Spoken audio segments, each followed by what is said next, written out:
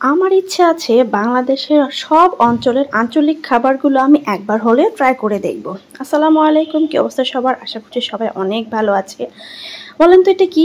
অবশ্যই বুঝে গেছেন। আজকে আমি আপনাদের সাথে শেয়ার করছি যে আমি প্রথমবার বাংলাদেশের দক্ষিণাঞ্চল মানে চট্টগ্রামের বিখ্যাত বালাচাও রেসিপি ট্রাই করেছি। ইদানিং তো এটা খুবই ভাইরাল অনলাইনে। তো আমার হাজব্যান্ড প্রায়ই দেখে বলছে যে এটা কীভাবে খেতে হয় বা খেতে কেমন কি জানি। তো আমি কয়েকবার গিয়েছিলাম মার্কেটে কিনতে, বাট কেমন হয় সেটা ভালো হয় কি না তাই আমি দুঃসাহসিকভাবে নিজেই বাসায় ট্রাই করে ফেললাম। বাট বানিয়ে তো আমি একদম স্পিচলেস হয়ে গেছে। ও মাই গড!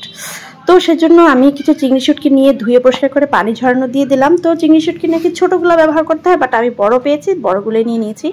পেঁয়াজ আর রসুন কেটে নিয়েছি। এখন পেঁয়াজগুলোকে একটু এরকম হাত দিয়ে আলতো করে পেঁয়াজের কলিগুলো ছাড়িয়ে নিচ্ছি যাতে পেঁয়াজগুলো ভাজতে সুবিধা হয়। তারপর রসুনগুলো আমি এরকম করে একটু ছাড়িয়ে নিয়েছি। তা আমি এখানে 1.5 কাপের মতো পেঁয়াজ নিয়েছি আর 1/2 কাপ নিয়েছি রসুন। সব কিছু রসুন পেঁয়াজ আমি খুব ভালো করে খুলে নিয়ে তারপর একটা সুতি কাপড় দিয়ে যে রসুন পেঁয়াজের গায়ে যে এক্সেস পানিটা থাকে ওটা খুব ভালো করে এরকমভাবে মুছে নিয়েছি। তো আমি আসলে অনলাইন ফেসবুক ইউটিউব সব কিছু ঘেটে যে অনেক রেসিপি দেখে আমি খুব ভালো করে যে জিনিসটা বুঝলাম ওটা থেকেই আমি এখন একটা পারফেক্ট একটা বালাচাও বানানোর চেষ্টা করছি আর কি। তো তেল গরম করে চুলায় প্রথমে আমি শুকনা মরিচগুলো ভেজে নিচ্ছি। শুকনা মরিচগুলো খুব সুন্দর করে ভেজে উঠিয়ে নিলাম। তো এখানে মিডিয়াম আঁচে চুলার জালটা থাকবে। আর এদিকে হচ্ছে আমি একটা গোপন টিপস পেয়েছি একজন থেকে, সেটা আমি এখানে ট্রাই করছি। সেটা হচ্ছে এই যে রসুন আর পেঁয়াজের সাথে আমি কিছু কর্নফ্লাওয়ার দিয়ে খুব ভালো করে এরকম ট্যাপ করে সব কিছু মিশিয়ে নিচ্ছি। আমি কিন্তু হাতে ডলাডলি করবো না, তাহলে পানি ছেড়ে দেবে। এখন মিডিয়াম হিটে গরম হওয়া তেলের মধ্যে এরকমভাবে হাতে ছড়িয়ে আমি পেঁয়াজ আর রসুনটা দিয়ে আলতো করে নেড়ে চেড়ে আমি একদম বেরেস্তার মতো করে ভেজে নেব।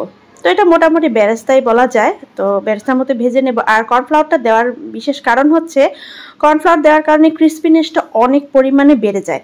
তো আমি সেটা হাতে নাতে প্রমাণ পেলাম। আমি যখন করেছি তখন আমি দেখলাম না, আসলেই ক্রিস্পিনেস অনেক বেড়ে গেছে। তো এই যে দেখুন আমার ভাজা কিন্তু এক বেস হয়ে গেছে। তো আমি 2 বেসে এগুলো ভেজে নিয়েছি। এই যে দেখুন কি সুন্দরভাবে ভেজে নিয়েছি। এখন হচ্ছে ভাজার পালা।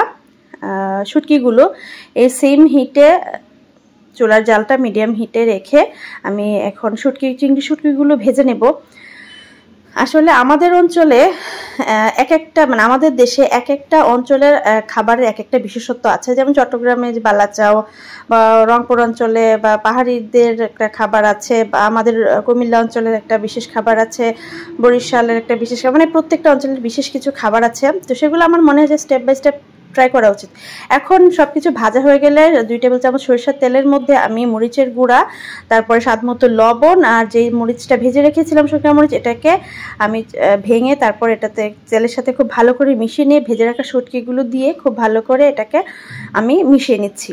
তো এখানে চিংড়ি শুটকিটাও কিন্তু একদম মচমচে করে ভাজতে হবে। তারপরে হচ্ছে সবকিছুই মচমচে করে ভেজে নিয়েছি। একবার দেখুন শব্দটা, দেখুন কত সুন্দর। এখন আলতো হাতে সবকিছু নেড়ে চেড়ে আমি একদম এই সরষা তেলের সাথে যে মরিচের গুঁড়াটা আমি দিয়েছি এটার সাথে একটু নেড়ে চেড়ে মিশিয়ে নিচ্ছি। তো এখানে আপনারা চাইলে কিন্তু অবশ্যই টেস্টিং সল্ট ইউজ করতে পারেন। তো বাজারজাত করা যেই বালাচাইগুলো হয় ওখানে নাকি টেস্টিং সল্ট ইউজ করা হয় একটু টেস্ট এনহান্স করার জন্য আর কি। তো আমি আলতো হাতে সবকিছু মিশিয়ে নিচ্ছি। কিছু মিশানো হয়ে গেলে একটা স্ট্রেনারে ঢেলে নিচ্ছি। আর দেখুন কি মচমচা হয়েছে, শব্দটা শুনেন।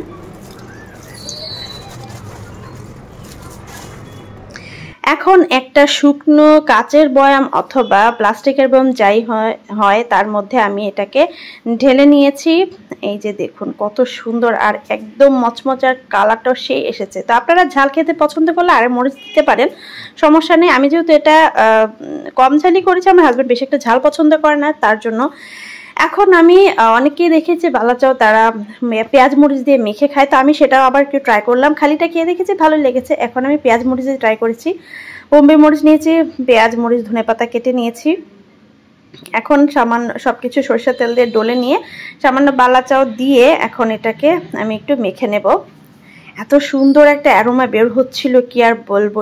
চিংড়ি মাছ তো এমনিই মজা, চিংড়ি মাছের শুটকিও মজা, তা দিয়ে যদি এটা তৈরি করা হয়, ও মাই গড, এত মজা, এত টেস্ট। আমি তো এটার মধ্যে ভাত নিয়ে খেয়ে ফেলেছি, এক লোকমা খেয়ে তো আল্লাহ আলহামদুলিল্লাহ, এত টেস্ট। আসলে বালা চাউ নিয়ে এত আলোচনা, এত সমালোচনা যে হয়, মানুষ যে এত প্রশংসা করে, একদমই ভুল প্রশংসা করে না, কারণ বালা চাউ আসলে অনেক মজা, অনেক টেস্ট।